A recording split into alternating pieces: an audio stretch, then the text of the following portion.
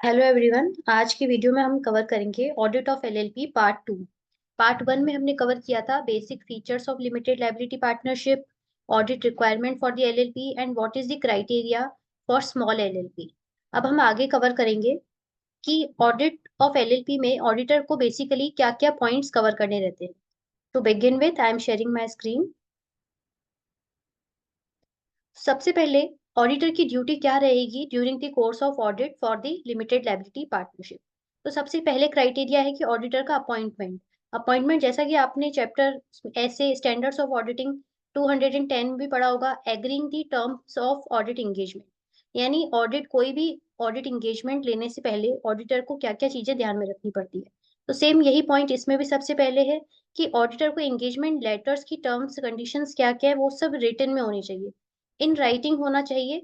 और क्या उसको रोल्स रिस्पॉन्सिबिलिटी क्या स्कोप ऑफ द वर्क रहेगा वो सब उसको रिटन में लेना रहेगा एलएलपी से। Next criteria to cover minutes books.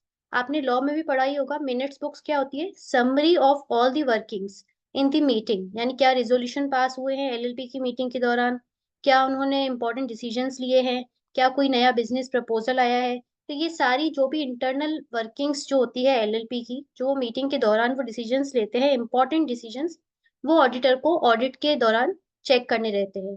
To obtain the relevant information regarding the working of the LLP, कि क्या उन्होंने कोई इंपॉर्टेंट रेजोल्यूशन पास किया है, उनके ऑथराइजेशन प्रोसेस में कोई चेंज हुआ है क्या, उनकी नेचर ऑफ बिजनेस में कुछ एक्टिविटीज में चेंजेस हुए हैं क्या, वो सब उसको जानकारी लेने के लिए मिनट्स बुक चेक करनी रहेगी।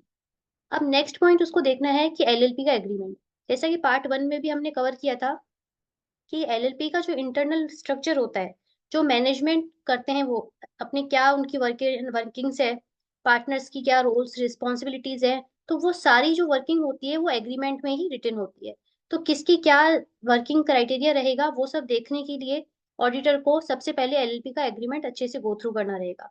अब उस एग्रीमेंट में ऑडिटर क्या क्या देखेगा कि नेचर ऑफ बिजनेस क्या है, ट्रेडिंग में है, मैन्युफैक्चरिंग में है, सर्विस इंडस्ट्री है, क्या नेचर है, उनके प्रोडक्ट्स क्या है, किसमें वो डील करते हैं, क्या कोई नए प्रोडक्ट्स हैं, क्या कोई नए बिजनेस ट्रांजेक्शन में वो एंटर हुई है, तो उन्होंने क्या वो एलएलपी एग्रीमेंट अमेंड करवाया है क्या। इसके अलावा अमाउंट ऑफ कैपिटल कंट्रीब्यूशन, किस पार्टनर ने कितना कंट्रीब्यूशन दिया है, इंटरेस्ट के फिगर्स क्या रहेंगे, और उसके बाद ड्यूरेशन, ड्यूरेशन जैसा कि लिमिटेड के टाइम पीरियड के लिए है या कोई स्पेसिफिक प्रोजेक्ट के लिए एलएलपी बनी है, ये सब चीजें भी एलएलपी एग्रीमेंट से देख सकते हैं। इसके अलावा ड्राइंग्स, यानी कितना अमाउंट वो विड्रॉ कर सकते हैं, एज ड्राइंग्स ले सकते हैं। सैलरीज क्राइटेरिया क्या रहेगा, कमीशन कितनी दे सकते हैं, उसकी परसेंटेज क्या है, ये सब क्राइटेरिया हम एलएलपी एग्रीमेंट से चेक कर सकते हैं। नेक्स्ट रहेगा इंपॉर्टेंट पॉइंट है बोरोइंग्स पावर, यानी कोई पार्टनर कितना बोरो कर सकता है एलएलपी के बिहाफ पे। अगर ऐसा कुछ क्राइटेरिया दिया हुआ है, if yes then what is the threshold limit, यानी अपर लिमिट क्या रहेगी कि जो एक पार्टनर एलएलपी के बिहाफ पे बोरो कर सकता है बाहर से फंड। राइट और ड्यूटीज क्या रहेगी पार्टनर्स की।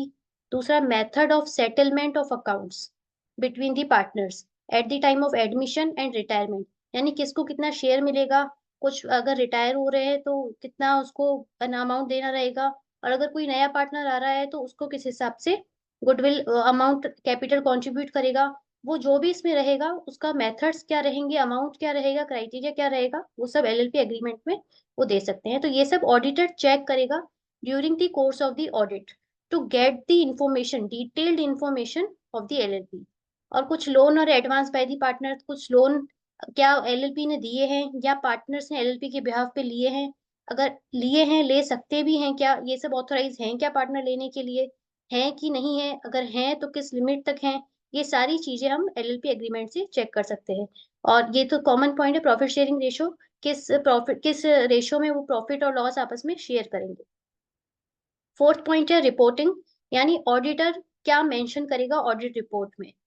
सबसे पहला point, whether the records of the firm यानी LLP appear to be correct और रिलायबल, यानी जो भी इंफॉर्मेशन अकाउंट्स बने हुए हैं वो ठीक बने हुए हैं एज पर अकाउंटिंग स्टैंडर्ड, या जो भी उनके लॉ है उस हिसाब से प्रोविजन के अकॉर्डिंग बने हुए हैं कि नहीं बने हुए हैं। क्या ऑडिटर ड्यूरिंग द ऑडिट सब इंफॉर्मेशन, जो भी उसको इंफॉर्मेशन एक्सप्लेनेशन चाहिए थी, अगर उसको किसी पार्टनर से कुछ इंफॉर्मेशन चाहिए थी, कुछ बुक्स ऑफ अकाउंट्स लेने थे, कुछ वाउचर्स वगैरह देखने थे, कुछ और इंफॉर्मेशन चाहिए थी जो कि उसको ट्रू एंड फेयर व्यू देने के लिए नेसेसरी थी, तो क्या वो ऑडिटर को मिली जब उसने मांगा, क्या उसको किसी से कुछ इन्फॉर्मेशन चाहिए थी तो वो पार्टनर उस टाइम प्रेजेंट था कि नहीं था। ये सब चीजें उसको रिपोर्ट करनी रहेगी। लास्ट पॉइंट है कुछ रिस्ट्रिक्शंस उसके ऊपर लगाए गए हैं। क्या रिस्ट्रिक्शंस? एज इफ आप एक एग्जांपल देखिए कि during the course of audit of LLP auditor को किसी पर्सन से बात करनी थी, या कुछ उसको बुक्स ऑफ अकाउंट्स चाहिए थे, कुछ रिकॉर्ड चाहिए था, जैसे बैंक स्टेटमेंट चाहिए थी, किसी पर्टिकुलर डेटर से क्रेडिटर से कंफर्मेशन चाहिए थी। तो ऐसा तो नहीं था कि किसी पार्टनर ने एलएलपी ने उसके ऊपर कंडीशन लगा दी कि नहीं आप इस पर्टिकुलर इंसान से बात नहीं कर सकते, आप इससे कंफर्मेशन नहीं ले सकते, तो ये सब रिस्ट्रिक्शन है, या आप ये पर्टिकुलर बुक्स ऑफ अकाउंट्स नहीं एक्सेस कर सकते। तो ये सारी जो लिमिटेशंस लगाई जाती हैं, तो वो रिस्ट्रिक्शन में आती है। तो अगर ऐसा था, तो ऑडिटर को वो ऑडिट रिपोर्ट में अपने रिपोर्ट करना रहेगा। तो ये था अपना पूरा audit of LLP. Thank you.